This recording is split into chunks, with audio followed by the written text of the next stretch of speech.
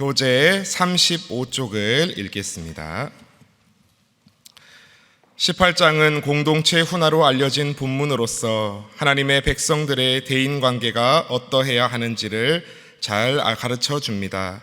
18장은 그때예로 시작하는데 이것은 이 교훈이 17장의 사건과 관련이 있기 때문입니다.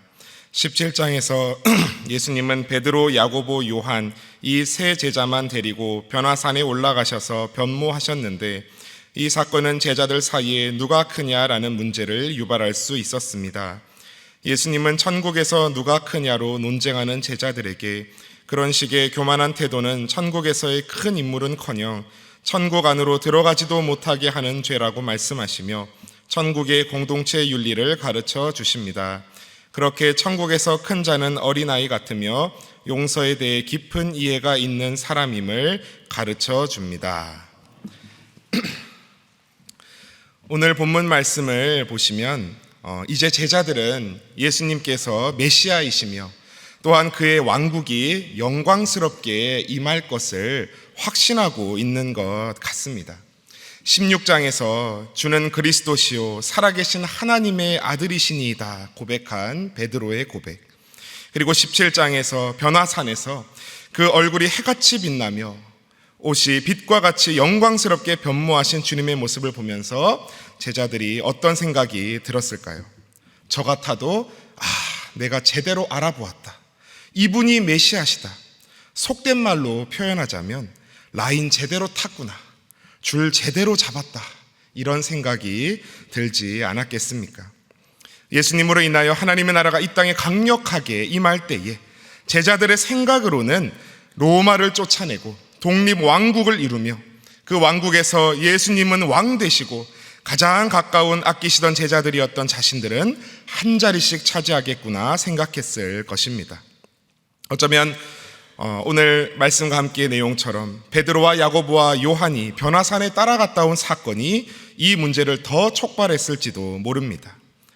주님이 산에서 변화하시는데 얼굴이 해같이 빛나고 세상 누가 빨래 잘한다 해도 그렇게 희게 만들 수 없을 정도로 옷이 빛과 같이 희어지시더라고, 그분이 우리가 기다리던 그분이다 라고 세 제자가 말하는 모습을 보면서 다른 제자들은 놀라워하면서도 그 모습을 직접 보지 못한 것이 좀 아쉽지 않았겠습니까? 어라? 베드로, 야고보, 요한이 우리 중에서는 좀 잘 나가네 하는 생각을 했을지도 모르겠습니다. 나중에 마태복음 20장 말씀에서 보시면 야고보와 요한의 어머니가 그 아들들을 하나는 주의 우편에 하나는 주의 좌편에 앉게 명하소서 간청합니다. 마가복음 9장에서는 야고보와 요한이 직접 주님께 간청하는 것으로 나옵니다. 그런데 거기서 나머지 10제자가 듣고 분이 여겼다, 화를 냈다고 말씀은 이야기합니다. 복음서들을 읽어보시면 제자들이 우리 중에 누가 크냐라는 주제로 심심찮게 싸웠음을 볼 수 있습니다. 주님께서 자신의 왕국을 세울 때가 서서히 다가오고 있다고 생각하면서 제자들 상호 간에는 그 초기에는 발견되지 않았던 경쟁과 시기 같은 문제들이 대두되기 시작한 겁니다. 그래서 오늘 읽었던 말씀 18장 1절에서도 제자들이 나와 묻습니다. 천국에서는 누가 크니까? 하나님의 나라에서는, 아니 이제 곧 도래할 주님의 나라에서는 누가 큽니까? 누가 한 자리 차지합니까?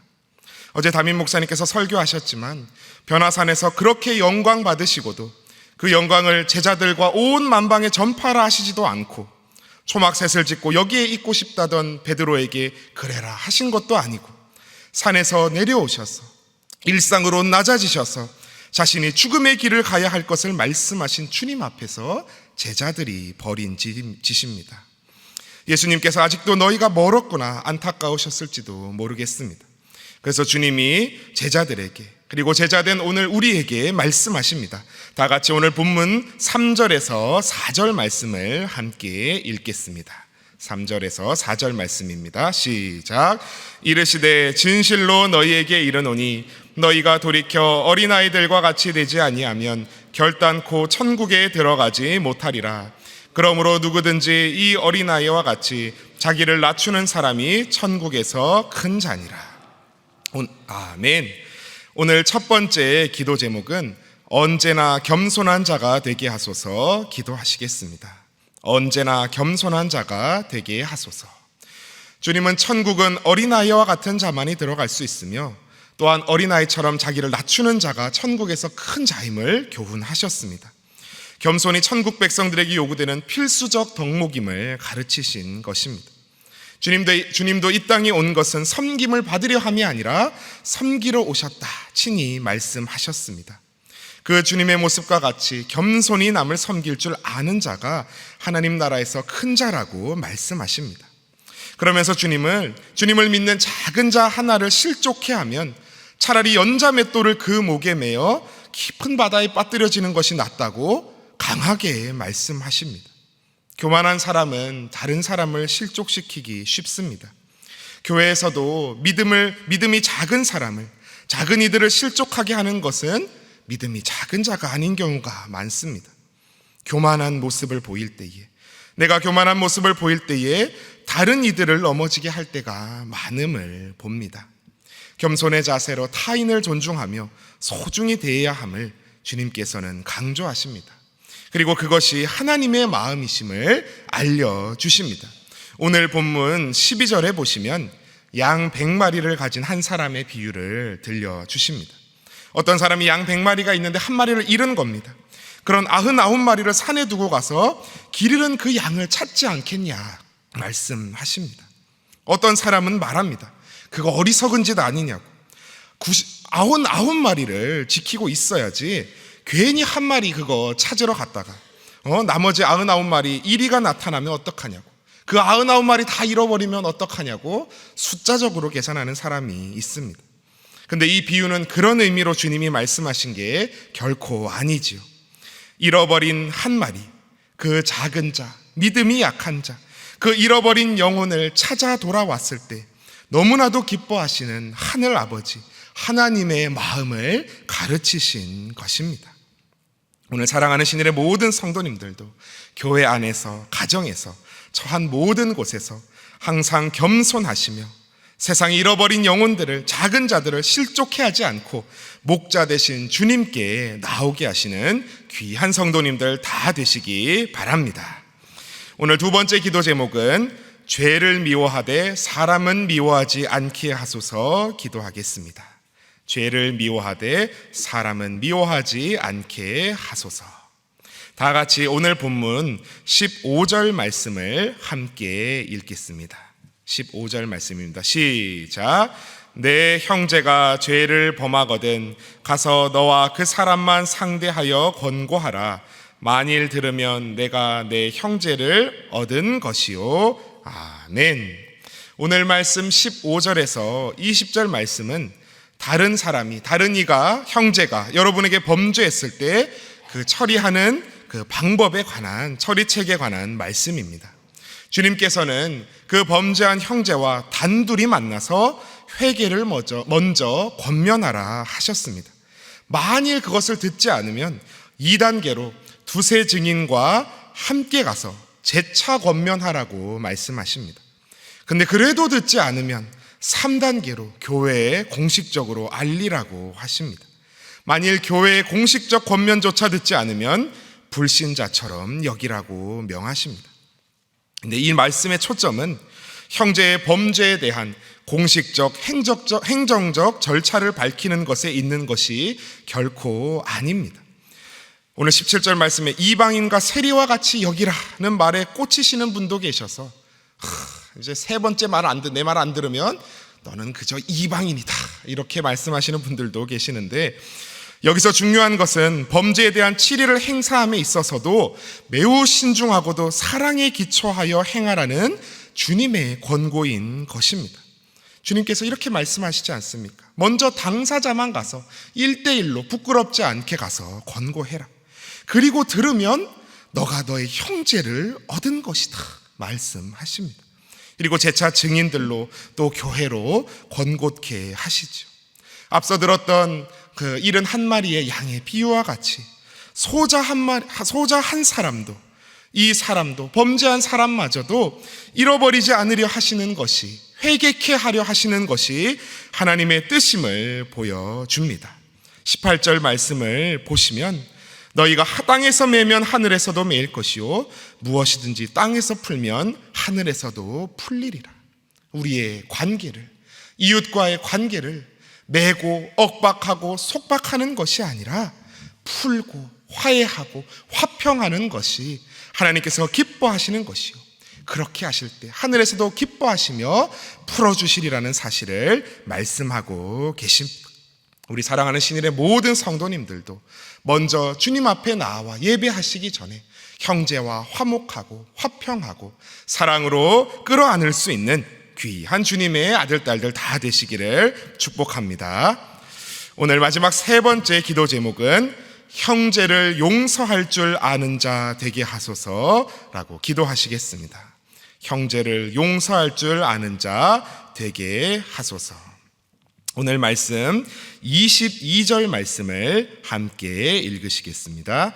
22절 말씀입니다. 시작. 예수께서 이르시되 내게 이르노니 7번뿐 아니라 7번을 70번까지라도 할지니라. 아멘. 오늘 베드로가 주님의 그 말씀을 듣고 나와서 말합니다. 주여, 형제가 내게 죄를 범하면 몇 번이나 용서하여 주리이까? 7번까지 하리이까? 베드로는 아마 주님께 큰 칭찬을 받을 것으로 생각했을지도 모릅니다. 왜냐하면 당시 한 사람을 한 3번 정도 용서해 주는 것도 많이 용서해 주는 것이다 라는 생각을 다 하고 있었기 때문입니다. 저희 부모님도 저에게 항상 3번을 강조하셨습니다. 너 1번 잘못했어. 2번 잘못했어. 3번째에는 강력하게 저에게 권고를 하셨죠. 그런데 오늘 베드로는 7번까지 제가 해주면 되겠습니까? 라고 자랑스레 이야기합니다. 근데 예수님께서 그 생각을 오늘 뛰어넘으십니다. 몇 번까지요? 7번을 70번까지라도 할지니라. 77에 49, 영더에서 490번입니다. 야, 그러면 이 말이 문자 그대로 490번인가? 그럼 이제 용서를 하는 거죠. 이제 465번째 용서했어. 5번 남았다. 막 이러면서 그래 기다려야 하는 것을 말하는 것인가? 그것이 아니라 주님께서 무한대로 완벽의 숫자 7에 70을 더하셔서 정말 무한대의 용서를 형제에게 베풀라고 말씀하신 것이죠. 그러면서 한 임금의 이야기, 종들과 결산하려 하는 임금의 이야기를 들려주십니다. 결산할 때에 10,000달란트 빚진 자 하나를 데려온 겁니다. 근데 그가 갚을 것이 아무것도 없는 겁니다. 그 몸과 아내와 자식들과 모든 소유를 다 팔아 갚게 하라. 그래도 모자란 그 빚을 이제 다 갚으리다 울며 애원하는 그 종을 불쌍히 여겨서 주인이 이제 풀어주죠. 놓아주는 겁니다. 탕감하여. 탕감했다는 말은 없이 하여 놓아주었다는 것이죠. 근데 그 종이 나가가지고 자기에게 100데나리온 빚진 사람을 만나가지고 그 사람의 멱살을 붙들고 와가지고 빚을 갚으라고 흔들어대는 겁니다. 그 동료가 엎드려 간구합니다. 방금 자신의 모습 그대로 말입니다. 근데 허락치 아니하고 옥에 가둬서 빚을 갚도록 만듭니다. 그것을 동료 이제 종들이 다 가서 주인에게 고하자 그 종이 악한 종아라고 이야기하는 것이 오늘 말씀입니다. 10,000달란트 빚진 자, 한 달란트가 6,000데나리온인 것은 다들 잘 아실 것입니다. 저도 잘 알고 있었습니다. 그런데 제가 전도사 시절 때 이제 아프리카 케냐로 이제 2주 동안 단기 선교를 간 적이 있었는데, 그곳에서 이제 이동관 선교사님이라고 이제 케냐 선교를 하시는 선교사님이 오늘 이 말씀으로 저에게 말씀을 전해 주셨습니다. 그러면서 한 달란트가 몇 데나리온인지 아시냐고 제가 당당하게 6,000데나리온입니다 대답을 했습니다. 베드로와 같이 칭찬받을 것을 기대하고 이제 대답을 했는데, 선교사님이 그러면 한 데나리온이 하루 품삯인데 10,000달란트 갚으려면 한 사람이 몇 년 일해야 합니까? 물어보시는 겁니다. 제가 계산을 해본 적이 없었습니다, 그때까지. 근데 계산기를 두드려 보니까 16만 8,000년이 넘게 걸리는 겁니다. 세상에 365일 하루도 쉬지 않고 일했을 때 16만 년이 넘게 걸리고, 휴가 빼고 휴일 빼면 한 300일 일한다고 생각했을 때 20만 년이 걸리는 시간입니다. 어마어마한 양을 주인이 용서하여 준 것이지요. 근데 그 종은 겨우 100데나리온, 3개월 남짓 일하면 자신에게 갚을 수 있는 빚을 가지고 있는 사람을 용서하지 않은 것이지요. 정말 이 말씀을 들으면서 내가 그런 자가 아닌가 생각해 보았습니다. 내가 정말 하나님 앞에 지은 죄, 정말 10,000달란트와 같이 내가 16만 년을 20만 년을 일해도 결코 갚을 수 없는 그 어마어마한 죄를 주님께서 다 탕감하여 주셨는데, 내가 겨우 옆에 있는 나에게 조금 잘못했다고, 내 자존심을 조금 상하게 했다고 그 사람의 멱살을 붙들고 흔들고 있지는 않은지 돌아보게 되었습니다. 오늘 33절의 말씀을 기억하시기 원합니다. 내 동료를 내가 너를 불쌍히 여김과 같이 너도 내 동료를 불쌍히 여김이 마땅하지 아니하냐, 마땅하지 아니하냐, 주님 말씀하십니다. 오늘 예수님의 가르침은 가능한 겸손하도록 노력하라가 아니라 겸손하지 않으면 천국에 들어갈 수조차 없다는 것이었습니다. 가능하면 남을 존중하라가 아니라 소자 하나라도 실족해 하면 너에게 화가 있을 것이라는 것이었습니다. 용서에 있어서도 가능하면 남을 용서하도록 하라가 아니라 중심으로 용서치 않으면 하늘 아버지께서 그와 같이 대할 것이다 하시며 너희가 용서하는 것이 마땅하다 말씀하십니다. 우리 사랑하는 천국의 백성된 우리 신일의 모든 성도님들, 이 말씀을 기억하시며 그 말씀에 절대적으로 순종하시며 실천하시는 귀한 주님의 권속들 다 되시기를 축복합니다. 이 시간 우리 함께 기도할 때에 앞서 우리가 함께 나누었던 기도 제목을 놓고 기도하기 원합니다. 먼저는 언제나 모든 이들 앞에서, 또한 하나님 앞에서 겸손한 자가 되게 하소서 기도하여 주시고, 두 번째로는 죄를 미워하되 사람은 미워하지 않게 하여 달라고, 나 옆에 있는 형제들, 나에게 잘못한 자들을 용서할 수 있는 자 되게 해달라고, 마지막 기도 제목으로 이어서 정말 형제를 용서할 수 있는 자, 7번씩 70번까지라도 무한대까지라도 하나님께서 나를 용서하신 그 사랑으로 용서할 수 있는 자 되게 해달라고 기도 제목 놓고 함께 간절히 시간 기도하며 나아가시겠습니다. 주여 믿습니다. 주여 믿습니다. 주여 믿습니다.